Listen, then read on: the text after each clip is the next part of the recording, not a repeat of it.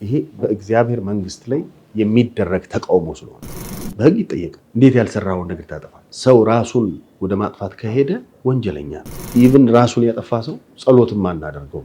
በኃጢአት መኖር ሲመጣ ኃጢአትን እንዲወለድ የሚያደርገው ሌላ ጉዳይ ደግሞ በእምነት ያለ መጽናት ጉዳይ ነው። አንዳንዴ ሰው ሞትን የሚፈራው ከሞት በኋላ ባለው ህይወት እርግጠኛ ስላልሆነ፣ ስለዚህ ሁልጊዜም ሰው ሞቱን እያሰበ ይሰራል። ክርስቶስ መጣ፣ የሰውን ሞት ሞተ። የሰውን ሞት ሞቶ ተቀበለ ራሱ፣ ምክንያቱም መሞት ግዴታ ስለሆነ ማለት። ሁለተኛው ነገር መሞት መቻል ለክርስቶስ አስፈላጊ ነው የሚሆነው፣ ምክንያቱም ያንን ቅጣት መቀበል የሚችል መሆን አለበት። ስለዚህ ክርስቶስ ፍጹም ሰው ነው፣ ፍጹም አምላክ ነው።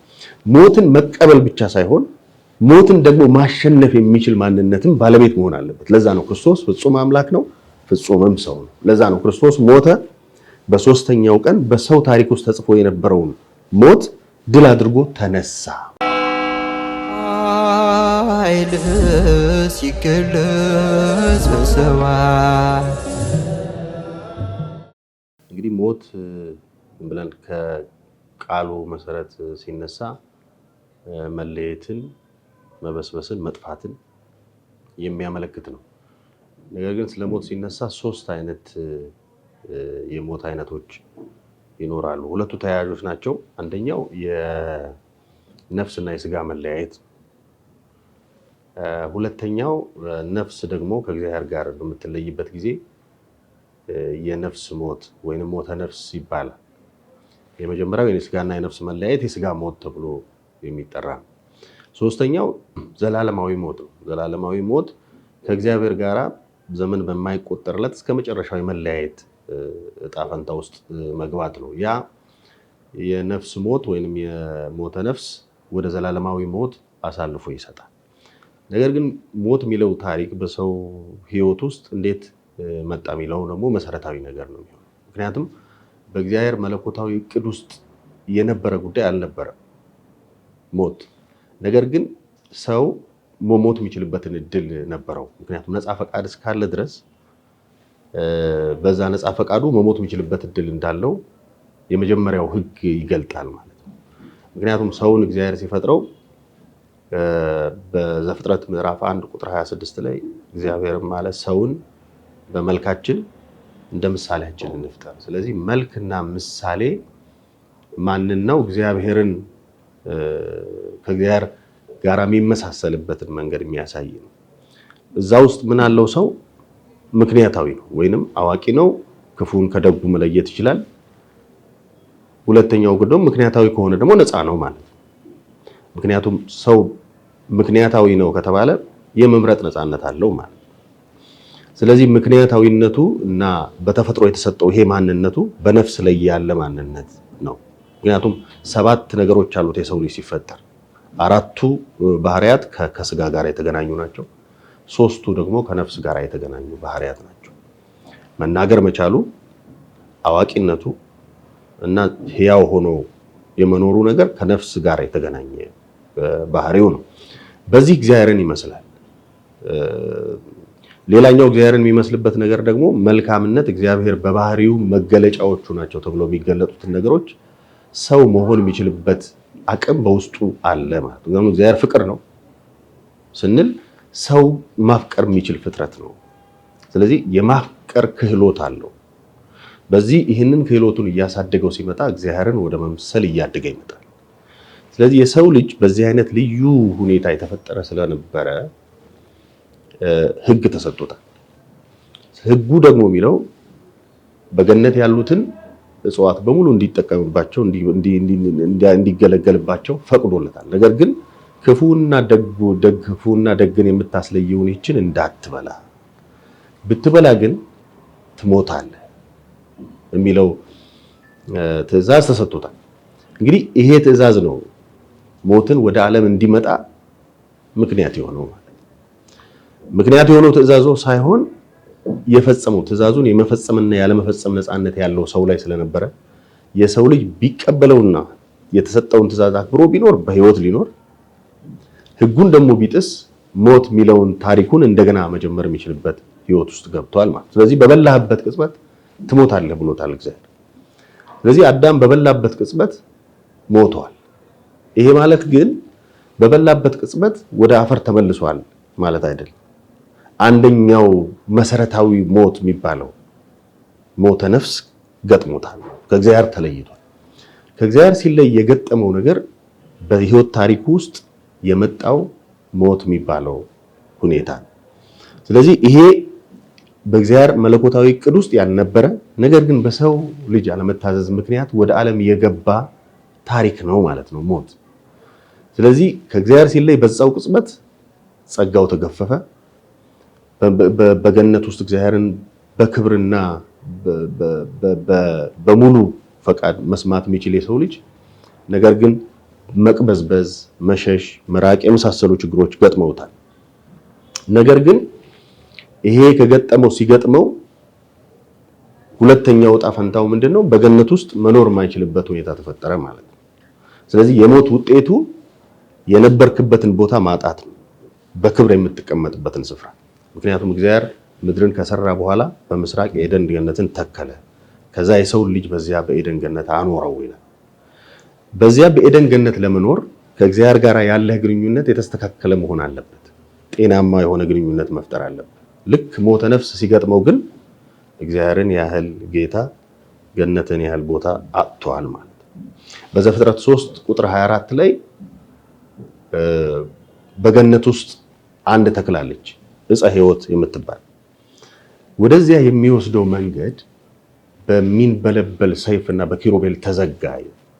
ምክንያቱም ሰው ኃጢአት እየሰራ በኃጢአት ላይ ዘመናት እየተጨመረለት መኖር ስለማይጠበቅበት ስለማይገባው ከእግዚአብሔር ጋር የነበረው ግንኙነት ስለተቋረጠ 1000 ዓመት እየኖረ እየታደሰ የሚኖርባት ተክል አካባቢ መድረስ እንዳይችል መንገዱ ተዘጋ ይላል። ስለዚህ የሞት ውጤቱ ሞት ብለን የምናነሳቸው ነገሮች ከነዚህ ነገሮች ሁሉ መለያየትን ይፈጥራል። ዋናው መሰረታዊ ጉዳይ ግን ከእግዚአብሔር መለየቱ።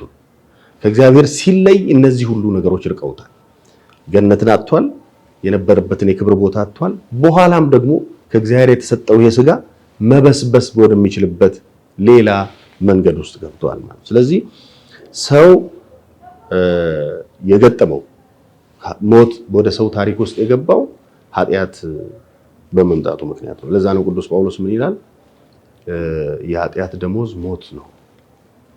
ስለዚህ በኃጢአት ምክንያት የመጣ በሰው ልጆች ታሪክ ውስጥ የመጣ በሰው አለመታዘዝ ምክንያት የመጣ ታሪክ ነው። ይሄ ሶስቱንም ነገሮች እንዲኖርበት አድርጓል። አንደኛ ወደ አፈር ይመለሳል፣ አፈር ነህና ወደ አፈር ትመለሳለህ ብሎታል። ስጋና ነፍሱ ተለያይቶ ነፍሱ ወደ እግዚአብሔር፣ ስጋው ደግሞ ወደ መጣበት ወደ አፈር የሚመለስበት አንደኛው ታሪኩ ነው። ሁለተኛው ታሪኩ ደግሞ ከእግዚአብሔር ጋር የነበረው ጤናማ ግንኙነት ተቋርጧል። ስለዚህ በዚህ ምክንያት የነፍስ ሞት ገጥሞታል። የነፍስ ሞት ከገጠመህ ደግሞ ያኛው ይሄ ዘላለማዊ ሞት የሚለው አውቶማቲካሊ ሊመጣ የሚችል ነው ማለት ነው። አብረው ተያይዘው የሚከተሉ ሰው በነፍሱ ከሞተ ዘላለማዊ ሞት ይገጥመዋል ማለት ነው። ስለዚህ ይሄ የሞት ታሪክ በሰው ምክንያት ወደዚህ ምድር ከመጣ በኋላ ኃጢአት የሚለው የኃጢአት ውጤት ሆኖ የተገለጠ ነገር ስለነበረ ምን ይፈልጋል? ፍትህ ይፈልጋል ማለት ፍትህ ይፈልጋል። ለዛ ነው የሰው ልጅ ይቅርታ ጠይቋል፣ በደለኛነቱን አውቋል። በገነት መካከል እግዚአብሔር ድምፁን ሲያሰማው ፈራውን ሸሸው እያለ መበደሉን ኃጢአተኛነቱን መቀበሉን አውቋል። ስለዚህ ሰው ከእግዚአብሔር ጋር ሊኖረው ግንኙነት ሊታደስ የሚችልበትን መንገድ ላይ ስለነበረ የሰው ልጅ እግዚአብሔር ተስፋን ሰጥቶታል። ይሄ ተስፋው ከልጅ ልጁ ተወልዶ እግዚአብሔር ራሱ እንደሚያድነው ቃል የገባለት። እግዚአብሔር ሁለት ነገሮችን ማስታረቅ የሚችል ብቸኛ ፈጣሪ። አንደኛው እግዚአብሔር ፍቅር ነው። ስለዚህ ሰው ሲበድል ኃጢአት ሲሰራ ይቅርታ አድርግልኝ ብሎ ሲጠየቅ እግዚአብሔር ይቅር ለማለት ወደኋላ አይል። ሁለተኛው ደግሞ እግዚአብሔር የፍትህ አምላክ ነው። የፍትህ ጥያቄ አብሮ መመለስ አለበት። ምክንያቱም እግዚአብሔር ሕግ አውጥቷል፣ አትብላ ብሎታል። የበላ ሰው ደግሞ ሊገጥመው የሚችለውን ነገር አስቀምጧል። ስለዚህ የሰው ልጅ ከበላ መሞት አለበት። ስለዚህ ከሕግ አንጻር ከፍትህ አንጻር የሰው መሞት ግዴታ ነው። ስለዚህ አሁን እግዚአብሔር አዳምን ይቅር ብያለሁ ብሎት በቃ ከዛሬ ጀምሮ ሞትን አንስቼልሃለሁ ቢለው ኖሮ የፍትህ ጥያቄ ሊነሳ ይችላል። ያ መለኮታዊ ፍትህ ጥያቄ ይነሳበታል። ስለዚህ እግዚአብሔር ምንድን ነው ያደረገው? የሰውን ኃጢአት መጀመሪያ ወደ ሞት ያስኬደውን መንገድ ራሱ ካሳ ከፍሎ ራሱ ቤዛ ሆኖ ለማዳን ኢየሱስ ክርስቶስ ወደዚህ ምድር መጣ። ከእመቤታችን ቅድስት ድንግል ማርያም ከስጋዋ ስጋ ከነፍሷ ነፍስ ነስቶ ሰው ሆነ። ሰው ሲሆን እመቤታችን መርገመ ስጋ መርገመ ነፍስ የለባትም እያለ የምንከራከረው ምክንያቱም መርገመ ስጋ መርገመ ነፍስ ወደ ክርስቶስ ተላልፏል ብለን ምናምን ከሆነ ክርስቶስ ራሱ ሌላ አዳኝ የሚያስፈልገው ሊሆን። ስለዚህ ቤዛ ለመሆን የሚችል ሰው ለዚህ ኃጢአት ሞትን ላስከተለ በደል ይቅርታ ማሰጠት የሚችል ሰው በዛ ኃጢአት ውስጥ ተጠያቂ መሆን የለበትም። ለምሳሌ አሁን አንድ ማረሚያ ውስጥ ያለ ሰው ለሌላ ሰው ዋስ መሆን አይችልም በፍርድ ቤት አሁን በመደበኛ የፍርድ ቤት ስርዓት ውስጥ ምክንያቱም እሱ ራሱ ተጠያቂ ስለሆነ። ክርስቶስ ድንግል ማርያምም ከእናቷ ማህፀን መንፈስ ቅዱስ ጠብቋታል። መንፈስ ቅዱስ በዓላማ ስለጠበቃት ለዚህ ዓላማ እግዚአብሔር ለፈቀደው ሊሰራ ላላሰበው ዓላማ የተለየች ናት። ጠብቋታል ብለን የምናስተምረውም ይህንን መሰረት አድርገን ነው። ክርስቶስ መጣ፣ የሰውን ሞት ሞተ። የሰውን ሞት ሞቶ ተቀበለ ራሱ ምክንያቱም መሞት ግዴታ ስለሆነ ማለት ነው። ሁለተኛው ነገር መሞት መቻል ለክርስቶስ አስፈላጊ ነው የሚሆነው ምክንያቱም ያንን ቅጣት መቀበል የሚችል መሆን አለበት። ስለዚህ ክርስቶስ ፍጹም ሰው ነው፣ ፍጹም አምላክ ነው። ሞትን መቀበል ብቻ ሳይሆን ሞትን ደግሞ ማሸነፍ የሚችል ማንነትም ባለቤት መሆን አለበት። ለዛ ነው ክርስቶስ ፍጹም አምላክ ነው፣ ፍጹምም ሰው ነው። ለዛ ነው ክርስቶስ ሞተ፣ በሶስተኛው ቀን በሰው ታሪክ ውስጥ ተጽፎ የነበረውን ሞት ድል አድርጎ ተነሳ። ስለዚህ ያን ጊዜ የሞት ታሪክ ተቀየረ ማለት ነው። ሞት መጥፋት መለየት የሚለውን ነገር ቀየረና አሁን መሻገሪያ ሆነ። የምንሻገርበት ከአንድ የህይወት ጉዞ ወደ ሌላኛው የህይወት ጉዞ የምንሄድበት የሽግግር ጊዜ ወይንም እንደ ድልድይ ሆነ ማለት ነው። ለምንድን ነው ድልድይ የሚሆነው መሻገሪያ የሚሆነው? ምክንያቱም ክርስቶስ በሰውና በእግዚአብሔር መካከል የነበረውን የለየውን በደል በሞቱ ከደመሰሰና ካጠፋ በኋላ ሰው ከሞት በኋላ ሊሄድ የሚችለው ወዴት ነው? ወደ ቀደመ ስፍራው ነው ማለት ነው። ምክንያቱም ሰው ኃጢአትን ሲሰራ የአዳም በደልን በሰራበት ጊዜ ከገነት እንዲወጣ አድርጎታል። ክርስቶስ ደግሞ ከገነት ያስወጣውን ያንን በደል በሞቱ ከደመሰሰ በኋላ ግን ሰው ወደ ገነት መግባት ይችላል። ስለዚህ አሁን ሞት በእኛ ታሪክ ውስጥ ምን ሆነ ማለት ነው? በክርስቲያኖች ታሪክ ውስጥ የምንሻገርበት ወደ ቀደመው ቤታችን የምንገባበት የምንመለስበት ድልድይ ሆነ ማለት ወይም መግቢያ በር። ይሄ በብሉይ ኪዳን የነበረው በስጋ ላይ የነበረው አገልግሎት ተቀየረና ሰው ወደ ነፍሱ አገልግሎት ሲቀየር የስጋ መበስበስ ቢኖርም አሁን የስጋና የነፍስ መለያየት ቢኖርም ከእግዚአብሔር ጋር የነበረን መለያየት ግን ስለጠፋ በክርስቶስ አንድ ስለሆንን ሰው አሁን ባለበት በክርስቲያኖች ሕይወት ውስጥ ሞት መሻገሪያ ነው ማለት ነው። ከዚህ ከነበርንበት የተጋድሎ ሕይወት ከነበርንበት የውጣ ውረድ ሕይወት ወደ ዘላለማዊ ሕይወት የምንገባበት አሁን ሊሄድ እናፍቃለሁ ይላል ቅዱስ ጳውሎስ። ምክንያቱም ከዚህ የተሻለ ነው። ከዚህ የተሻለ ነገር ይጠብቀናል። ምንጋድለው፣ ምንጾመው፣ ምንወጣው፣ ምንወርደው ፍጹም እግዚአብሔርን ወደ መምሰል ለማድረግ ነው።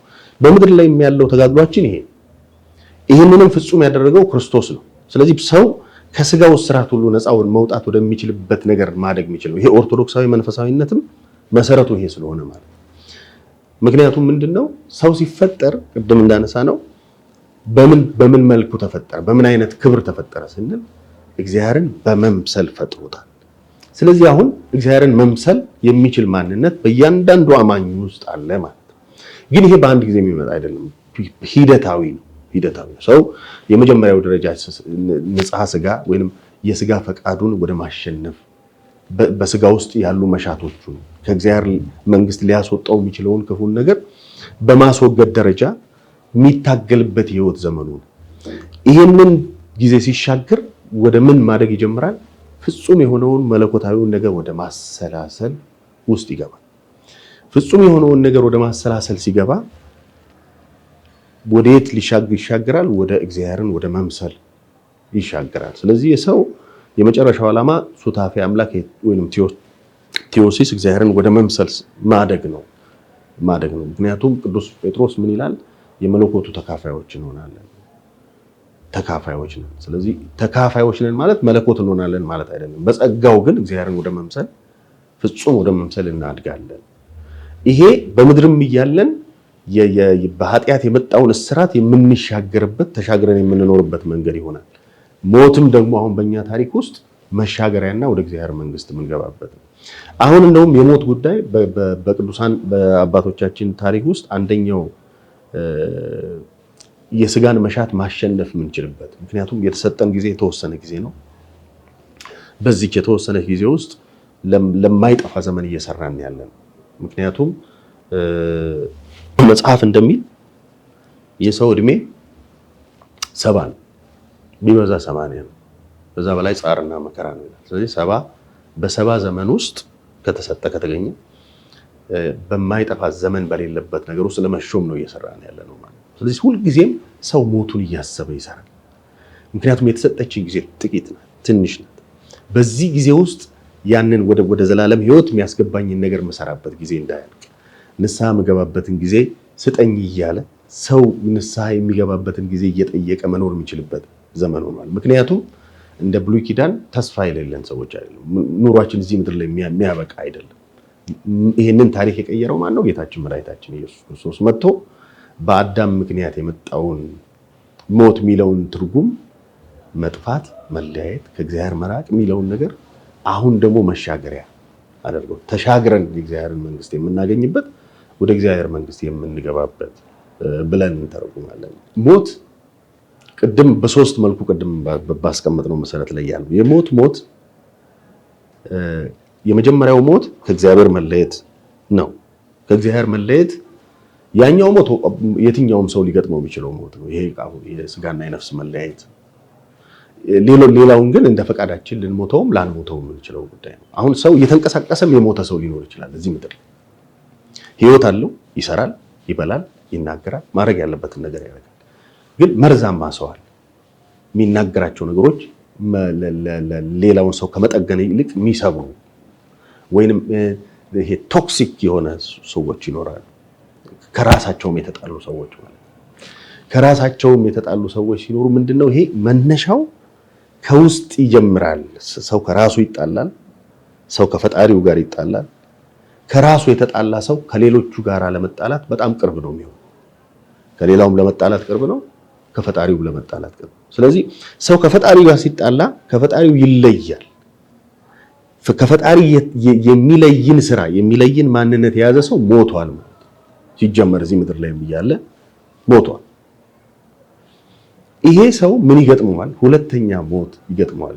ሞት ይገጥመዋል። ያ ዘላለማዊ ሞት ማለት ይሄኛው በህይወት እስካለ ሊያስተካክል የሚችልበት እድል አለ። ምክንያቱም በደለኛነቱን አውቆ ንስሐ መግባት የሚችልበት እድል ስላለ ንስሐ የሚገባበት እድል ኖሮ ንስሐ መግባት ከቻለ ይሄንን አስተካክሎ ወደ ቀደመው ወደ ህይወት መሻገር የሚችልበት እድል አለ። ግን የለም ብሎ በጥፋቱ በአመፁ የጸና ከሆነ ግን ምን ይገጥመዋል? ዘላለማዊ ሞት ይገጥመዋል። ስለዚህ ይሄ ሊቀየር ወደማይችል ነገር ያድጋል። ለዛ ነው ያ ጊዜም ሊቆጠርለት ማይችል በዘመናት ሊለካ ማይችል እስከ መጨረሻው ድረስ ከእግዚአብሔር በመለየት መኖር። ለዛ ነው የማቴዎስ ወንጌል ምዕራፍ 25 ላይ ለሰይጣንና ለመላእክቱ ወደ ተዘጋጀ ሂዱ ወግዱ ይላቸዋል። ስለዚህ ይሄ እኮ መለየት ነው። ኑ የአባቴ ብሩካን ብሎ የራሱን ሲጠራ እናንተ ርጉማን ለሰይጣንና ለመላእክቱ ወደ ተዘጋጀ ሂዱ ማለት መለየት ነው። ይሄ ነው የሞት ማለት። በዚህ የሚገጥምህን በነፍስ የሚገጥምህን ሞት እንደገና ዘላለማዊ ወደ ማድረግ ይሄድና ፍጹም ሞት ተብሎ ሊገለጥም ይችላል። ሞት ምንድነው የሚለውን ነገር ከተረዳን መፍራት ያለብን ነገር ሌላ ጉዳይ ነው የሚሆነው። ሞትን ሊያስከትል የሚችለውን ጉዳይ መፍራት እንጂ ሞትን መፍራት ስህተት ነው የሚሆነው። ለዛ ነው ቅዱስ ያሬድም ሞትን አትፍራ ኃጢአትን ፍራ። ምክንያቱም የኃጢአት ደሞዝ ስለሆነ ሞት ማለት። አሁን ኃጢአትን ፍራ ከተባለ መፍራት ያለበት ሰው በኃጢአት ውስጥ ያለ ሰው ነው ማለት። አንደኛው መሰረታዊ ጉዳይ ሞትን ወደ መፍራት የሚሄዱ ሰዎች እነማን ናቸው፣ ሞትን የማይፈሩት ሰዎች እነማን ናቸው የሚለውን በደንብ አድርጎ ለመረዳት ሂደቱን ማስቀመጥ ይፈልጋል። ሞትን የሚፈሩ ሰዎች በመሰረታዊ ጉዳይ የንስሐ ህይወት የሌላቸው ሰዎች ናቸው። በደለኛነታቸውን አውቀው ይቅርታ መጠየቅ የማይችሉ ሰዎች ነው። መንግስተ ሰማያትን ሲጀመር ሰው በስራው መግዛት አይችልም። መንግስተ ሰማያት ከእግዚአብሔር በጸጋ የተሰጠች ስጦታችን ናት። አንድ ሰው የሆነ አንድ ዕቃ ለመግዛት ገበያ ሲሄድ የሚሸጠው ሰውዬ አስቦ ያወጣውን ወጪ ዋጋ ይተምናል። ይሄን ያክል ብር ክፈለኝ ይላል። ያንን ብር ከከፈልከው ዕቃው ያንተ ይሆናል ማለት ነው። ዋጋውን ከፍለን። ግን የመንግስተ ሰማያትን ዋጋ ወይም የእግዚአብሔርን መንግስት ዋጋ ከእግዚአብሔር ጋር ያለንን ግንኙነት ዋጋ መክፈል የሚችል ሰው ሊኖር አይችልም።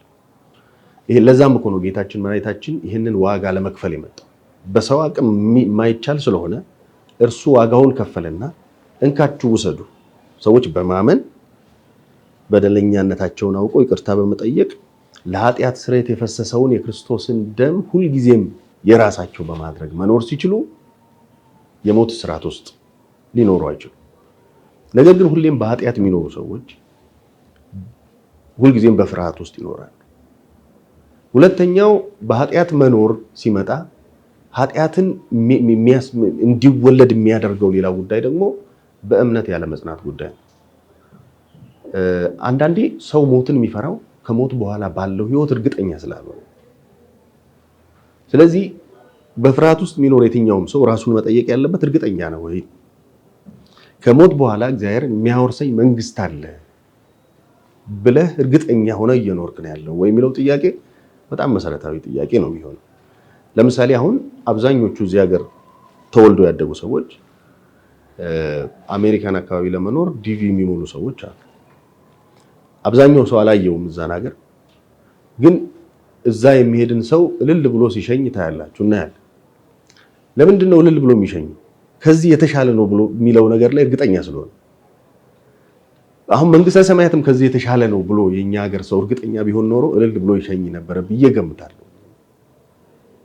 ስለዚህ አንደኛው ጉዳይ የእምነት ጥያቄ ነው። የእምነት ጥያቄ እርግጠኛ ነው እግዚአብሔር የሚያወርሰኝ መንግስት አለ ብሎ እርግጠኛ በመሆን የሚኖር ሰው ሞትን አይፈራም።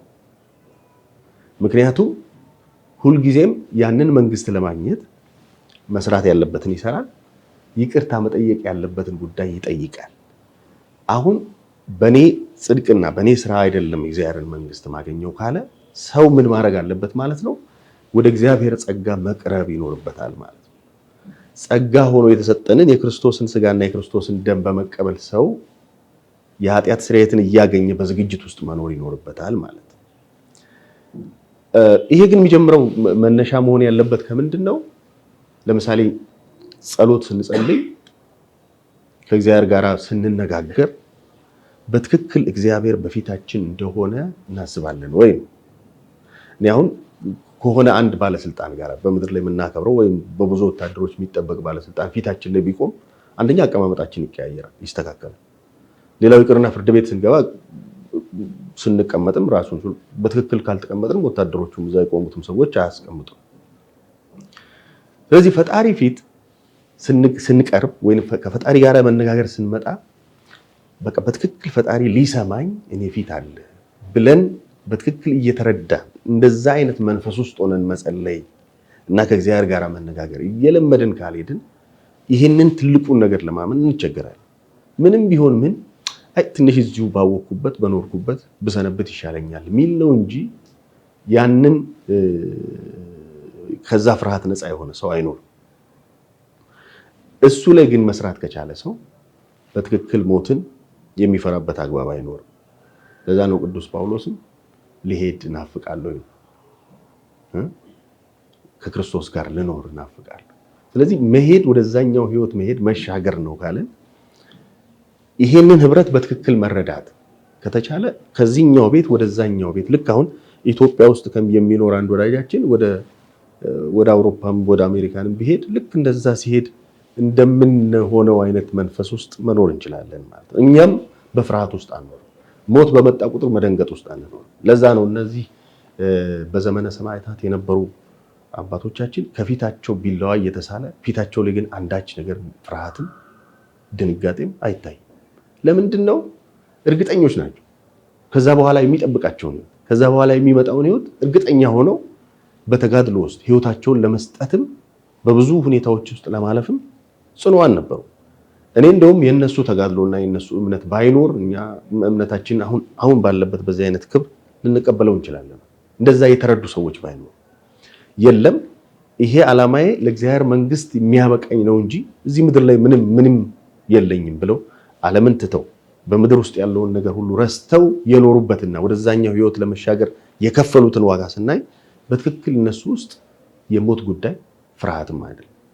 ግን ድንገት አንዳንድ የሚያሳስበው እንደው መስራት ያለብኝን ነገር ንስሐ መግባት ባለብኝ ጉዳይ ንስሐ ሳልገባ ብሎ የማሰብ ጉዳይ ሊኖር ይችላል እንጂ ሞትን መፍራት ያለበት ሞትን በመፍራት ውስጥ መኖር ያለበት የንስሐ ጠባይ የሌለው ሰው። ሁልጊዜም አሁን ገዳማውያን አባቶቻችን ሁልጊዜ በየዕለቱ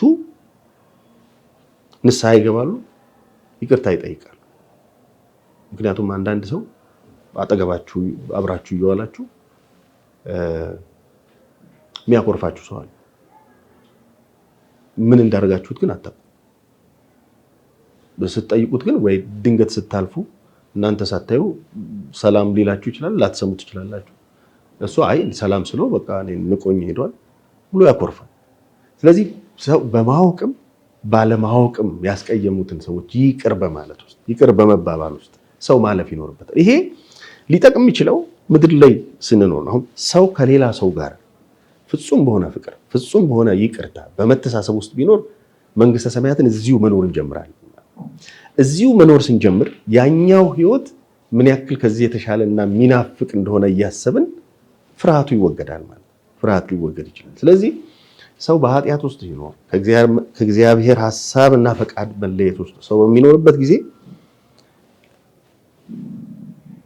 የሞት ፍርሃት ይገጥመዋል። ምክንያቱም ከዛ በኋላ የሚገጥመውን ነገር እርግጠኛ ስላልሆነ አንደኛው ከእምነት ጋር የተገናኘ ነው፣ አንደኛው የሚጠበቅብኝ መፈጸም አልቻልኩም ከሚል መነሻ ሊሆን ይችላል። ስለዚህ ግን ስንጠቀልለው መፍራት ያለበት በሞት ጉዳይ ላይ ፍርሃት ሊገጥመው የሚችለው በእምነት ውስጥ የሌለና ከእግዚአብሔር ጋር ያለውን ግንኙነት ማስተካከል ያልቻለ ሰው ነው እንጂ እግዚአብሔርን በማምለክ ውስጥ እርሱን በማመን ውስጥ ፍጹም በሆነ ንስሐና መጸጸት ውስጥ መኖር የሚችል ሰው ሞትን አይፈራም። ምክንያቱም ምንም ጉልበት ቢኖረው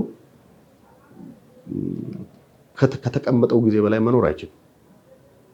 ብዙ ኃይለኞች ነበሩ፣ ዓለምን ያንቀጠቀጡ፣ ምድር የተንቀጠቀጠችላቸው ብዙ ሰዎች ነበሩ። ግን እነሱም ደክመዋል፣ ወደ አፈር ተመልሰዋል።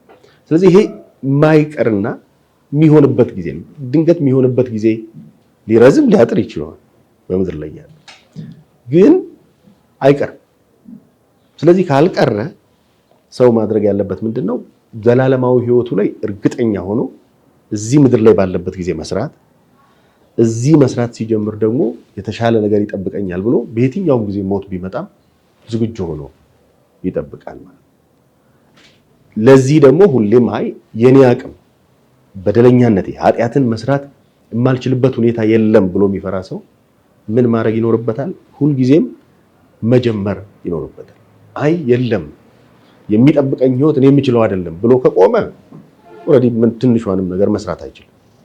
ግን ያሻግረኛል። ምክንያቱም በዚህ ውስጥ መሻገር የሚቻለው በእግዚአብሔር ጸጋ ውስጥ ነው። ጸጋ ሆኖ የተሰጠንን ስጋውንና ደሙን እንቀበል ይላል ቅዳሴው። ስለዚህ በጸጋ የተሰጠንን ነው። ዋጋችን የክርስቶስ ደም። ይሄ የክርስቶስ ደም ደግሞ ሞትን ድል አድርጎ የተነሳው ክርስቶስ ነው። ስለዚህ ሞትን የሚያሻግር ነው። ከሞት በኋላ ባለው ህይወት ላይ ደግሞ የኃጢአትን ስርየት በመስጠት ለእግዚአብሔር መንግስት የሚያበቃ እዛ ውስጥ መኖር ብቻ ነው የሚጠበቅብን። እዛ ውስጥ ለመኖር ፈቃደኛ ሆነን እየታገልን ከመጣን ከአንደኛው የእድገት ደረጃ ወደ ሌላኛው ደረጃ ትናንት የሚያስቸግሩንን የስጋ ፈቃዶቻችን ፍላጎታችንን መሻገር ወደምንችልባቸው ብቃቶች ልንደርስ እንችላለን ማለት ነው። ስለዚህ ጻድቃን ኃጢአትን አይፈሩም። ኃጢአትን ይፈራሉ፣ ሞትን አይፈሩም። ስለዚህ ኃጢአተኛና በበደል ውስጥ የሚኖር በእምነት ውስጥ የማይኖር ሰው ሁልጊዜም ሞት ሲያስደነግጠው ይኖራል። ብዙ ሰው ይጨነቃል፣ ቀብር ሲሄድ የራሱ ጉዳይ ያስጨንቀዋል። ነገር ግን ቀብሩ ካለፈ በኋላ ደግሞ ይረሳዋል፣ ሌላ ሰው እስከሚሞት ቀን ድረስ። ግን የማይቀር ነገር ነው መቼም ቢሆን በየትኛው ሰዓት ሊሆን እንደሚችል የሚታወቅ ነገር የለም። ስለዚህ ያ እስከሆነ ድረስ በፍርሃት ውስጥ በሞት ፍርሃት ውስጥ ከመኖር መውጣት የሚቻልበት መንገድ ከእግዚአብሔር ጋር መተባበርና በሱ ፈቃድ ውስጥ መኖር ብቻ ነው ማለት ነው። እነዚህ ሰዎች ከሞት ፍርሃት ነፃ ናቸው። አሁን የምትሞትበት ቀን ቢነገር መስተካከል ይኖራል ወይ ብዬ እኔ አልገምትም ብዙ ሰው። ምክንያቱም ለምሳሌ 50 ቀን አለው ከተባለ ቆይ 5ቷ ቀን ትለቂልና ችግር የለውም እያለ የመጨረሻው ሰዓት መድረሱ አይቀር። ምክንያቱም ትክክለኛ ደስታ ምንድነው የሚለው ትርጉሙን እስካላስተካከል ነው ድረስ ሺህ ዘመን ቢጨመርልንም ማስተካከል አንችልም። ዓላማው እስካልገባን ጊዜ ድረስ ማለት የጊዜ ጉዳይ አይመስለኝም። የተሰጠን ጊዜ ጉዳይ አይደለም። አለማወቃችን በየትኛውም ሰዓት ምን ሆነ እንድንኖር ያደርገናል? ዝግጁ ሆነ እንድንኖር ነው። አሁን ለመልካምነት ከእግዚአብሔር ጋር ላለ ግንኙነት ቀጠሮ መስጠት ነው ራሱ ኃጢአት የሚሆን። ስለዚህ አሁን ቀኑን የማወቁ ጉዳይ ለምሳሌ የኖህ ዘመን ሰዎች እኮ ለዚህ ምሳሌዎች ናቸው። ኖህ ነግሯቸዋል፣ በቃ ምድር ልጠፋ። ስለዚህ እንስራ መርከቡ። አይሂድ አንተ ስራ፣ እኛ ብዙ ነን፣ በአንድ ሳምንት እንጨርሰዋለን ብለዋል ይባላል። ግን አላደረጉም፣ ማድረግ አልቻሉም። ምክንያቱም እነሱ ጊዜ እየሰጡ ያሉት ለምንድን ነው? ለአመጻቸው ነው ጊዜ እየሰጡ ያሉት። ለአመጻቸው ጊዜ እስከሰጡ ድረስ ሁልጊዜም በአመጽ ውስጥ መቀጠል የተለመደ ነገር ነው የሚሆነው። ስለዚህ እኔ መታወቁ ምንም አይነት የሚለውጠው ነገር ይኖራል የሚል እምነት የለኝም። ሰው ሐሳቡና አመለካከቱ እስካልተለወጠ ድረስ ሺህ ጊዜ ቢሰጠው የሚለውጠው ነገር አይኖርም ማለት ነው። የሚለውጠው ነገር አይኖርም። ካልኩሌት እያደረገ ልክ የይሁዳ መንገድ ነው ሊከተል የሚችለው። ጌታችን ፈሪሳውያንና ሰዱቃውያን ወደ ገደል ሊገፉት ሲሉ ተሰወረባቸው የምትለዋን ነገር ያውቃል ይላል። ስለዚህ አሁን 30 ብሩን ተቀብዬ እነሱ ሊይዙት ሲመጡ ያው እሱም አይያዝላቸው እኔም ደግሞ 30 ብር አተርፋለሁ ብሎ አስቧል ይባላል። እና በእግዚአብሔር መንግስት ጉዳይ ላይ የሆነ አንድ የቀበሌ ሊቀመንበር ልታታለው ትችላለህ። ምክንያቱም ውስን ነው። አሁን እያወራን ያለነው ግን ስለ ፈጣሪ ልብና ኩላሊትን ይመረምራል። እኛ የምናስበውን ነገር ከማሰባችን በፊት ያውቃል የምንለው በጊዜና በሁኔታዎች ውስጥ ሁሉ ሊወሰን የማይችለውን ፈጣሪ ነው እየተነጋገርን ያለነው። ስለዚህ ስለሱ ስናወራ በእንዲህ አይነት ቀመር አስቀምጠን የምንሄድባቸው መንገዶች የሚያዋጡ አይደለም ይሁን። ስለዚህ አለመታወቁ እንደውም ሊጠቅመው የሚችለው ምንድነው? ሰው በየትኛው ጊዜ ምን ሊሆን እንደሚችል ስለማያውቅ ሁሌም ዝግጁ ሆኖ እንዲኖር ነው። የወታደር ህይወት ማለት ነው። የወታደር ህይወት ሁልጊዜም ሬዲ፣ በየትኛው ሰዓት ለየትኛው ግዳጅ እንደሚጠራ አያውቅም። ስለዚህ ሁልጊዜም የተዘጋጀ አየለም ጫማዬን ልሰር ቃየል ልሰብስብ የሚባል ነገር የለም። ያንን ካረገ ሲጀመር ወታደር መሆን አይችልም። እኛ ደግሞ መንፈሳዊ ጦርነት ውስጥ ነው ያለን፣ መንፈሳዊ ትግል ውስጥ ነው ያለን። ከስጋና ከደም ጋር አይደለም የምንታገለው፣ ከመንፈሳዊያን ኃይላት ጋር ነው የምንታገለው ካልን ሁልጊዜም ለዚህ ትግል የተዘጋጀን ወታደሮች መሆን ነው የሚጠበቅብን እንጂ አየለም ቀኑን አውቀ ነው የተወሰነ ቀን እንተኛና ከዛ በኋላ 2 ቀን ሲቀረን ቶሎ ሮጠን እንሰራዋለን የሚለው መንገድ አይደለም። በሰማይ ለምድሩም አይሆን ለየትኛውም ስራ የሚሆን አይደለም። ባለን ጊዜ ግን የተሰጠን ጊዜ አሁን ነው። በዛ ጊዜ ሬዲ ሆኖ የመኖር ጉዳይ ወሳኝ ነው የሚሆነው። በዘላለማዊ ህይወት እርግጠኛ ለመሆን እንዴት ነው የሚቻለው የሚለው ነገር ሌላኛው መሰረታዊ ጥያቄ ነው። አንድ ሰው ራሱ ለመኖሩ እርግጠኛ ነው ወይ? እኔ ራሴ ነፃነት የሚባል ሰው አለ ወይ የሚለውን ነገር ማረጋገጥ የሚችለው በምንድን ነው? አስባለሁ። ስለዚህ የምናስበው ነገር በሙሉ አንዳንዴ የምንዳስሰው የምንጨብጠው ላይሆን ይችላል። እያወራን ያለነው ደግሞ ስለ ፈጣሪ ነው። ፈጣሪን እግዚአብሔር መንፈስ ነው፣ የሚሰግዱለትም በእውነትና በመንፈስ ይሰግዱለታል። ስለዚህ እግዚአብሔርን ልንረዳ የምንችለው እንዴት ነው ሲባል 2 አይነት ጎራዎች አሉ በዚህ በነገረ መለኮት ትምህርት ላይ የአፖፋቲክ እና ካታፋቲክ ቴዎሎጂ ይባላል። ይሄ የአፖፋቲክ የኛ አሁን እግዚአብሔርን ሰው ባለበት የማሰብ ክህሎት ሊያውቀው አይችልም፣ ሊረዳው አይችልም። እኔ ለምሳሌ ማወቅ የምችለውን ነገር ብቻ ነው። በእኔ አቅምና ልክ ያለውን ነገር ከኔ አቅምና ልክ በላይ የሆነውን ነገር ካወቅኩት እሱ ጋር ደርሻለሁ ማለት ነው። ስለዚህ ፈጣሪን ባለው ኃይል ባለው ማንነት በእኔ አይምሮ ማወቅ ከቻልኩኝ እኔ ራሱ ፈጣሪ ነኝ ማለት ነው። ስለዚህ ምንድነው መሆን ያለብን?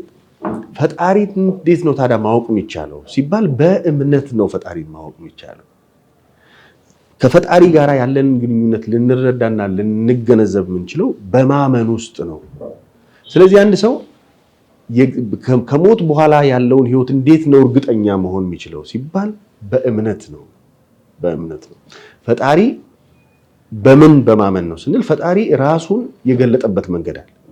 ራሱን የገለጠበት መንገድ በእነዛ ቅዱሳን አባቶቻችን አማካኝነት በተለያየ መንገድ ራሱን ገልጧል። ለዛ ነው ዕብራውያን 1 ምዕራፍ 1 ላይ ከዘመናት አስቀድሞ እግዚአብሔር በብዙ መንገድና ጎዳና ለአባቶቻችን ተናገረ ይላል። በህልም በራእይ በተለያዩ መንገዶች እግዚአብሔር ራሱን ገልጧል ለነዛ አባቶች፣ በብሉይ ኪዳን ለነበሩ አባቶች። በኋለኛው ዘመን ግን ዓለማትን በፈጠረበት በልጁ ተናገረናል። ስለዚህ የክርስቶስ ሰው መሆንና መምጣት የመገለጥ ሁሉ አክሊል ነው። ስለዚህ እኛ ስለ እግዚአብሔር መንግስት እንዴት አወቃችሁ? በእቅፉ ያለ አንድ ልጁ ኢየሱስ ክርስቶስ መጥቶ ተረከዋል ስላለው ስለ መንግስቱ። እኔ ብሄድ አለ በአባቴ ቤት ብዙ መኖሪያ አለ። ተቀበልን የሱን ምስክርነት የሱን መገለጥ። ያንን መገለጥ ደግሞ አባቶቻችን በቅብብሎች በሐዋርያዊ ቅብብሎች እዚህ እኛ ጋር አደረሱት። ይሄንን ነው እርግጠኛ ሆነን የምንኖረው። ምክንያቱም በእነዚህ ዘመናት ውስጥ ሁሉ መጻሕፍት በቅዱሳን መጻሕፍት የተገለጠው እውነት እኛ ጋር ደርሷል። ይሄንን ልናረጋግጥ የምንችለው ደግሞ በእምነት በሆነ መንገድ ነው። እምነት በሆነ መንገድ ነውና ሰው በእምነት ውስጥ ካልሆነ ይሄንን ነገር ሊረዳም ሊያውቀውም አይችልም። የብዙ አባቶቻችን ህይወታቸው መንገዳቸው ለዚህ ነገር ምስክር የነበሩበት ሁኔታ አሁንም ያሉ አንዳንድ የተባረኩ ቅዱሳን አባቶች አሉ። ሞታቸውን አውቀው የሚሞቱ ምን እንደሚጠብቃቸው እርግጠኛ ሆነው ራሳቸውን አዘጋጅተው የሚያልፉ። ይሄ ከእግዚአብሔር ጋር ባለን ግንኙነት ውስጥ ሰው እግዚአብሔርን ወደ መምሰል ሲያድግ እግዚአብሔርን መምሰል ውስጥ ያሉ ልዩ ስጦታዎች አሉ። መንፈሳዊ መረዳታችን እየጨመረ ይመጣል። መንፈሳዊ መረዳታችን ግን በራሳችን ጥረትና በራሳችን ጉልበት ሊመጣ የሚችል አይደለም። ሊመጣ የሚችለው በምንድን ነው? በመንፈስ ቅዱስና እግዚአብሔር በሚሰጠን ጸጋ ውስጥ ነው ይሄንን ነገር ልንረዳ የምንችለው ነው። ምክንያቱም ፈልጎም ስላልመጣ ማለት የትኛውም ሰው ወደዚህ ምድር ሲመጣ ማመልከቻ አስገብቶ አይደለም የመጣው። ምክንያቱም እዚህ ያለነው አብዛኛው ሰው የት መወለድ ትፈልጋለህ ቢባል አብዛኛው እዚህ መወለድ ላይፈልግ ይችላል። ድንገት ከምድሪቷ ጋር ፍቅር የሌለው ካልሆነ በስተቀር ማለት ሳይፈልግ፣ ምክንያቱም ስጦታ ነው ማለት ነው። ህይወት ስጦታ። የኔ ህይወት አስገኝ አይደለም። የኔን ህይወት አስገኝና ባለቤቱ እግዚአብሔር። ስለዚህ በማስገኘትም በማጥፋትም ስልጣን ብቸኛው ባለስልጣን እግዚአብሔር ብቻ ነው ማለት ነው። ምክንያቱም ስንመጣም ገና በእናታችን ማህፀን ምክንያቶች ሊሆኑ ይችላሉ። ወላጆቻችን ምክንያቶች ናቸው። ምክንያቱም ያ በረከት ስለተሰጠ የሰው ልጅ ሲፈጠር አንደኛው ለሰው የተሰጠው በረከት ብዙ ተባዙ ምድርንም ሙሉአት። በዚህ ቃለ በረከት ውስጥ ነው ሰው እየተባዛ እዚህ ጋር የመጣው። የዚህ ቃለ በረከት ባለቤቱ እግዚአብሔር። ስለዚህ በዚህ ነገር ውስጥ ሁሉ ሰው ራሱን ወደ ማጥፋት ከሄደ ወንጀለኛ ነው። በምድርም አንድ ሰው ለምሳሌ እዚህ ሀገር ላይ ራሱን ሊያጠፋ ሲዘጋጅ ቢገኝ በሕግ ይጠየቃል። እንዴት ያልሰራውን ነገር ታጠፋል? ምክንያቱም ተመሳሳይ እኮ ነው። ሌላን ሰው ከመግደል ጋር ተመሳሳይ። ሌላውን ሰው መግደል ኃጢአት ነው። የሰውን ደም የሚያፈስ እግዚአብሔር ደሙን ያፈሳል። የሰው ደም በእግዚአብሔር ፊት ዋጋ ያስከፍላል። ዝም ብሎ የሚፈስ የሰው ደም ቀላል ነገር አይደለም። ለሀገርም ለምድሪቷም የሚጠቅም አይደለም ማለት ነው። ለምሳሌ የአቤልን ሞት ስናነሳ ወንድሙ ቃየል ገደል። ቅዱስ ጳውሎስ ምን ይላል? ከአቤልም ደም ይልቅ የሚሻለውን ወደሚናገር ወደ መርጨት ደም ደርሳችኋል የሚለው የአቤል ደም በእግዚአብሔር ፊት ትናገር ነበር። ወንድሜ ቃየል ገደለኝ እያለ ከዛ እግዚአብሔር ቃየልን ረገሙ ይላል። በምን ምክንያት? የወንድሙን ደም በማፍሰሱ ምክንያት። ምክንያቱም የሱን ደም የአቤልን ህይወት ሰሪ ማን ነው? ፈጣሪ። የዛ ህይወት ባለቤት ማን ነው? ፈጣሪ። ስለዚህ ይሄንን ጉዳይ እኔ ነኝ ባለቤቱ ብሎ ሰው ወደ ሌላ ጉዳት ውስጥ የሚመጣ ከሆነ ተጠያቂ ይሆናል ማለት ነው። ኃጢአተኛ ይሆናል፣ እግዚአብሔርም ይበቀለዋል። ይሄ ሌላውን ሰው በመግደል ላይ ብቻ አይደለም፣ ራስንም በማጥፋት ያስጠይቃል ማለት ነው። ያልሰራነውን ነገር ያላደረግነውና ያልፈጸምነውን ነገር ማጥፋትም እዛ ላይም ጉዳት ማድረስም ኃጢአት ነው፣ ከእግዚአብሔር መለየት ነው የሚሆነው። ግን በቅዱሳት መጻሕፍት ውስጥ ሰዎች ሞታቸውን ሲመኙ እናያለን። አሁን ለምሳሌ ስምዖንን ስናነሳ በቃ ማዳንን አይቻለሁና ይበቃኛል እንጂ አሁን ራሱ ላይ ግን እርምጃ አልወሰደም። ለማን ነው ያቀረበው? ለባለቤቱ። ባለቤቱ ተቀብሎ ከፈጸመው ኦኬ። ግን ባልተሰጠ ነገር ላይ ግን ምንም አይነት እርምጃ አትወስድም። በዘመነ ሰማዕታት የተነሱ አባቶቻችንን ታሪክ ስናይ ራሳቸውን ለሞት አጋልጠው የሰጡት ራስን ማጥፋት አይደለም፣ ነገር ግን ለእምነታቸው ያላቸውን ምስክርነት ነው እየተጠየቁ ያሉት። የሮማውያን ጣዖታት እንዲያመልኩ ነው፣ እግዚአብሔርን እንዲክዱ ነው። እነሱ ደግሞ በፍጹም የምናምነው አምላክ ይሄንንም ማሻገር የሚችል ነው ብለው ለዛ በሰማዕትነት አልፈዋል። በሰማዕትነት ሲያልፉ ግን በደስታ ነው ያለፉት ማለት ህይወታቸውን ስለጠሉት ስላልፈለጉት አይደለም። የሚመሰክሩት እስከ ህይወት ለሚመሰክሩት ምስክርነት ግን እስከ ህይወት ዋጋ ለመክፈል ፈቃደኛ የሆኑ ናቸው። ይሄ ሊተረጎም የሚችለው በምንድነው? በሚመጣው ህይወት እርግጠኞች ናቸው። እቺኛዋ ህይወት ምንም ዋጋ ቢከፍሉባት የተሻለ ህይወት ለማስገኘት መሻገሪያ እንጂ ምንም አይነት ሊመጣባቸው የሚችል ጉዳት እንደሌለ ያውቃሉ። ያም በመሆኑ ይህንን ነገር ሲፈጽሙ እናያለን። እንግዲህ ብዙ ጊዜ አሁን እንዲህ አይነት ሁኔታዎች በእኛ አካባቢ ላይ እየበዛ ይታያል። አሁን አንዳንዴ ኑሮ አስቸጋሪ ሲሆን የሚፈልገው የምናስበውን ነገር በፈለግነው ጊዜ ባለማግኘት ሰዎች ራሳቸውን ያጠፋሉ። ይሄ አንዱ ጉዳይ ምንድነው? ያለንበትን ምድር በትክክል አለመረዳት። ምን አይነት ምድር ላይ ነው እየኖርን ያለን? በምን አይነት ሁኔታ ውስጥ ነው ልናልፍ የተጠራ ነውና ምን መፈጸም አለብን የሚለውን ነገር ማሰብ ያስፈልጋል። ሌላው መሰረታዊ ጉዳይ ደግሞ የእያንዳንዳችን ህይወት የማን ነው? አሁን እግዚአብሔር መጀመሪያ ሰሪያችን፣ አስገኛችን፣ ካለመኖር ወደ መኖር አምጥቶናል። ስለዚህ የዚህ ህይወት ባለቤት ፈጣሪ ነው። ሁለተኛ ደግሞ ለዚህ ህይወት ዋጋ ተከፍሏል። ዋጋው ደግሞ የሰው ልጅ ህይወት ዋጋው የክርስቶስ ደም። ስለዚህ ይሄንን ዋጋ መናቅ ነው ሰው በራሱ ላይ እርምጃ ወደ መውሰድ ሲመጣ። ምክንያቱም ክርስቶስ ነውር ያልተገኘበት በደል ያልተገኘበት በብርና በወርቅ ሳይሆን ንጹህ በሆነ በክርስቶስ ደም የተገዛን ህይወት ላይ እርምጃ መውሰድ ራስም ላይ ሌሎችም ሰዎች ላይ እርምጃ መውሰድ የበደል ሁሉ በደል ይሆናል ማለት ነው። ስለዚህ የሰው ዋጋ ምንድነው? የኔ ዋጋ ምንድነው ብትሉ የክርስቶስ ደም። የትኛውም ሰው እኛ የምንነቀውም ማንነቀውም፣ ትንሽ ነው ብንለውም ትልቅ ነው ብንለው። ስለዚህ አንዳንዴ የትኞቹም ችግሮች ቢኖሩ ከሰዎች ጋር ተመካክሮ ማይፈታ ነገር እዚህ ምድር ላይ የለም። ሊፈታ ማይችል ነገር አይኖርም። በመነጋገር በመወያየት መፈታት የሚችሉ ጉዳዮች ለአንዳንድ ሰዎች ህይወት መጥፋት ምክንያት ነው።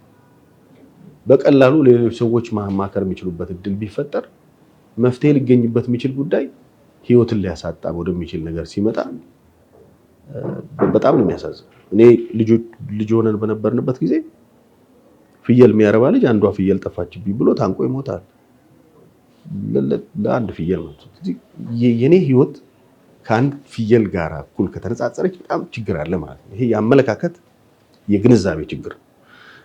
አሁን እኛ የምንገበያይበት ገንዘብ እኮ ሰዎች ስለተስማሙ። ለምሳሌ ኢትዮጵያ ውስጥ ስንት ጊዜ ገንዘብ ተቀያየረ? የተቀየረው ገንዘብ ሺህ ብትከምረውና ብትሸከመው ምን ዋጋ አለ? ፋይዳ የለውም። ይሄ ሁሉ የስምምነት ጉዳይ እኮ ስንስማማ ስለተስማማን ነው ይሄ ነገር ዋጋ አለው የሚለው ነገር ዋጋ እንዲኖረው ያደረገው።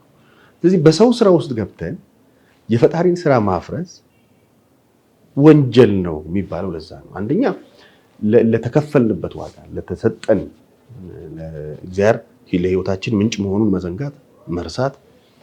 ሁለተኛ ደግሞ ክርስቶስ የከፈለልን ለዚህ ህይወት የከፈለውን ዋጋ ግንዛቤ ውስጥ አለማስገባት ሲኖር ሰው ራሱም ላይ ሌሎችም ሰዎች ላይ እርምጃ ወደ መውሰድ ሊያድግ ይችላል። ነገር ግን ምንም ይሁን ምን ምክንያታዊ ነው ተብሎ እንኳን ቢታሰብ ወንጀልና ኃጢአት ነው የሚሆነው። ግን አንዳንዴ የሞት ምክንያቶች ሰዎች ራሳቸውን ሊያጠፉ የሚችሉባቸው ምክንያቶች እኛ የምንሰራቸው ስህተቶች ሊሆኑ ይችላሉ።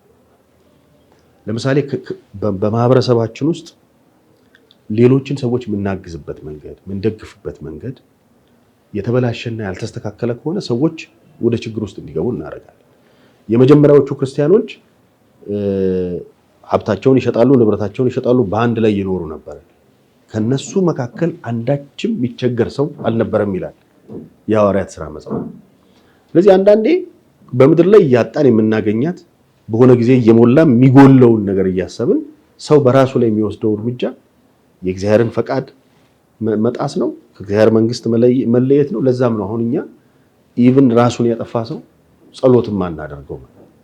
ይሄ በእግዚአብሔር መንግስት ላይ የሚደረግ ተቃውሞ ስለሆነ ዓላማውም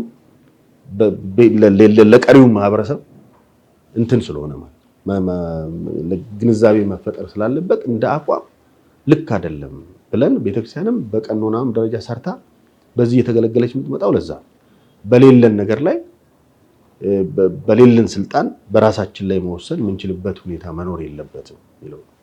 ግን ለዛ የሚያበቁ ችግሮችን መቅረፍ ላይ አብሮ መስራት ግን አስፈላጊ ነው የሚለውን ነገር ማመን ያስፈልጋል። ሰዎች እርስ በርሳቸው መረዳዳት እንዲችሉ በማህበረሰብ ውስጥ በጣም እየቆዘመ የሚኖረውን ሰው ማገዝ በሚቻለው አቅም ሁሉ ማገዝ ሲባል በገንዘብ ብቻም እኮ አይደለም፣ በሐሳብም አጠገቡ ያለውንም ነገር አቅሙን ካለማወቅም ሊሆን ይችላል። በእንደዚህ አይነት ነገሮች እያገዙ ከእንደዚህ አይነት ሁኔታዎች ውስጥ መውጣት የሚቻልበትን ነገር መፍጠር። ምክንያቱም ምድራችን በብዙ ችግሮች ውስጥ ያለፈች ናት። ወደፊትም የተለያዩ ችግሮች ይገጥሟታል። እነዛ ችግሮች ሁሉ ግን ማለፊያ እንትኖች ይኖራቸዋል፣ መፍትሄ ይኖራቸዋል። የትኛውም ችግር የምናልፍበትን ነገር ይዞ ይመጣል። ሰው በእግሩ በሚራመድበት ጊዜ እሾክ ሲወጋው አይደል ጫማ የሰራው? የትኛውም ችግር ግን እየተማርንበት ተሻግረን ሌላ ነገር የምናገኝበት ነው ብለን ካሰብን እያስተካከልን ነው፣ እየታገልን የምናሸነፍበትን ቀዳዳ እየፈለግን እንመጣለን እንጂ ሙሉ ለሙሉ ወደ መሸነፍ መሄድ ስህተት ነው የሚል አቋም ነው ያለኝ። በእነዚህ ሂደቶች ውስጥ የምንሞትባቸውን መንገዶች እግዚአብሔር ፈጣሪ ያውቃል። ለእኛ አዲስ ነገር ሊሆን ይችላል። ገና በእናቱ ማህፀን እያለ የሚሞት ይኖራል። ሰዎች የሚገሉትም ይኖራል አይደል? አሁን ይሄ የውርጃ መንገዶች ስናይ አንዳንዶቹ አሰቃቂ በሆነ ሁኔታ ህፃናትን ይገላሉ። ስለዚህ ያ ጊዜ አይደለም ብለን ማስቀመጥ፣ ያ ጊዜው ነበረ። እነዚህ ጊዜዎች እንደሚሆኑ ፈጣሪ ያውቃል።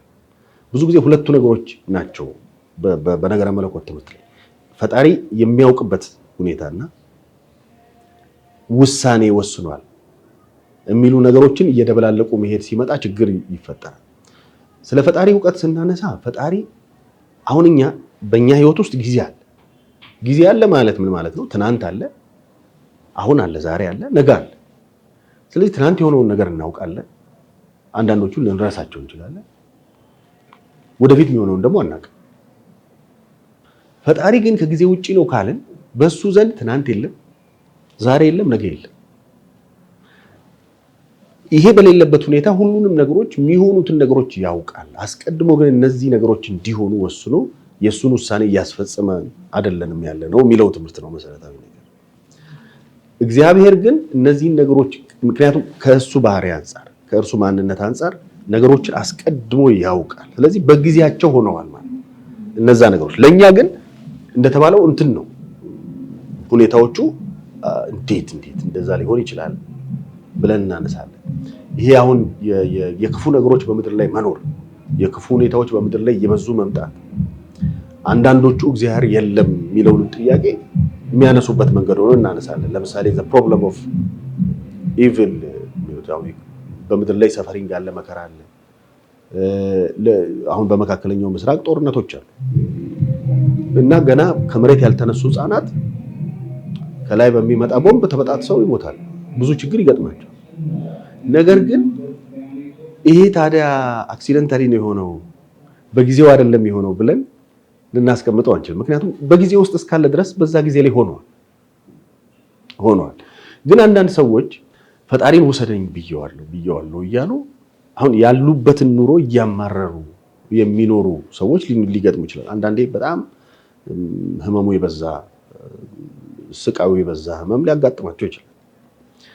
ያንን ስቃይ ቶሎ ለመታገስ ወይም ከዛ ስቃይ ለመሻገርም ሰው ሲፈልግ እንደዚህ አይነት ሁኔታዎችን ሊያነሳ ይችላል። ይሄ ተፈጥሯዊ ነው። ምክንያቱም የትኛውም ሰው ብዙ መከራ ውስጥ ሲኖር እንደው ይሄን መከራ ብገላገለው ብሎ ሊያስብ ይችላል። ግን ብገላገለው ብሎ ሁለተኛውን ነገር ማድረግ ከሄደ ነው ኃጢአት የሚሆነው፣ በደል ሊሆን የሚችለው። ግን እዛ ውስጥ ምንድነው ማድረግ ያለበት? መቼም ቢሆን እግዚአብሔር በነዛ አሁን በብዙ መከራዎች ውስጥ እግዚአብሔር የሚያደርጋቸው መልካም ነገሮች እንዳሉ በማመን ውስጥ ሰው ከኖረ ግን ሰው አይቻልም ከሚለው ነገርም ተሻግሮ መውጣት የሚችልበት ጊዜ ይኖረዋል። ለምሳሌ አይድኑም የተባሉ በሽታዎች በፈጣሪ ገዛ ይፈወሳሉ፣ ሊድኑ ይችላል። ግን ባይድንም ምድር ላይ እስካለን ድረስ ምን ተስፋ አድርገን እንኖራለን? እኛ እየኖርን ያለው ነው 1000 ጊዜ ጤናማ ብንሆንም የምንኖርበት ህይወት የተወሰነ ጊዜ ላይ የተገደበ የጊዜና የሰዓታቶቹ ጉዳይ ነው እንጂ የመብዛትና የማጠሩ ጉዳይ ነው እንጂ ይሆን ሁሉም ሰው መሄዱ አይቀርም። 1000 ጊዜ ለጤናው እየተንከባከበ በጣም ለእያንዳንዱ አካሉ ዶክተር ነበረው ይባላል። አንድ ዘፋኝ የሚባል ሰው ሞተው ማለት ግን ይሆናል ወይ? እነዛ ሁሉ ነገሮች ሰው አስቀምጠህ ባለሙያ አስቀምጠህ እየተቆጣጠርከው መኖር ይቻላል ወይ? እስከመጨረሻው አይቻልም። ሊቻል የሚችልበት ሁኔታ አይደለም። ይሄ ቢሆንም ግን የሰው ልጅ ማድረግ ያለበት ነገር ምንድነው? በየትኛውም ሁኔታ ውስጥ ሊቆም የሚችል ህይወት ባለቤት እንደሆነ፣ ግን ይሄ የሚቆመው ህይወት ወደ ዘላለማዊ ህይወት መሻገሪያ መሆኑን ከተረዳ ግን እነዚህ ማማረሮች አይመጡም። ሊመጡም የሚችሉበት ሁኔታ አይደለም። ሰው በምድር ላይ መፈጸም ያለበትን ነገር ከሰራ፣ ማድረግ ያለበትን ነገር ካከናወነ ከዛ በኋላ ምንም የሚጠብቀው ነገር የለም። ወደ እግዚአብሔር መንግስት መግባት የሚችልበትን ጊዜ እግዚአብሔር እንዲሰጠው ነው የሚለምነው። ስለዚህ በሁለት መንገድ ሰው ሊለምን ይችላል። አንደኛው የንስሐን እድሜ ስጠኝ የሚለው ጊዜ ስጠኝ ይላል። ግን ዛሬ ተሰጥቶት ይችኛዋን ጊዜ ሳይጠቀም ተጨማሪ ጊዜ የሚጠይቅ ሰው አለ። ግን አሁን ይሄ ጊዜ ተሰጥቶናል። ይሄ ጊዜ ስጦታ እኮ ነው፣ ለሁላችንም ስጦታ ነው። በዚህ በረከት ውስጥ እንድንኖር እኔ የሰራሁት አይደለም፣ እኔ አይደለም ያነጋሁት፣ እኔ አይደለም ላስመሸው የምችለው። ግን መንጋትን የሰጠኝ ፈጣሪ ነው። እያመሰገንኩት በዚህ ጊዜ ግን ማድረግ ያለብኝን ነገር እያረኩ ከኖርኩኝ እነዛ ነገሮች ሊቀረፉ የሚችሉባቸው ነገሮች ይኖራሉ። ግን የትኛውም ነገር በጊዜ ውስጥ ነው የሚሆነው። ልክ ቅዱስ ማን ነው ጠቢቡ ሰለሞን እንደተናገረው ለሁሉም ጊዜ ያለው እንዳለው እነዛም ነገሮች እንዲሆኑ ጊዜያቸው ስለሆነ ተከናውነዋል፣ ሆነዋል ማለት ነው። ግን እነዚህ ሁኔታዎች ሲኖሩ ማህበረሰቡ የገጠሙትን ችግሮች አይቶ ለምን ይሄ ሆነ? አንድ ሰው ሚኒስትሪ ወድቆ ራሱ ወደ ማጥፋት ሲሄድ ለምን ሆነ ብሎ ለሚቀጥሉት ልጆች እንትን ነው። ይሄ እኮ አንዱ ምንድነው የመጣውን ጫና እኮ ለመሻገር ነው። በቃ ተገላገልኩት፣ ብገላገለው አይሻልም?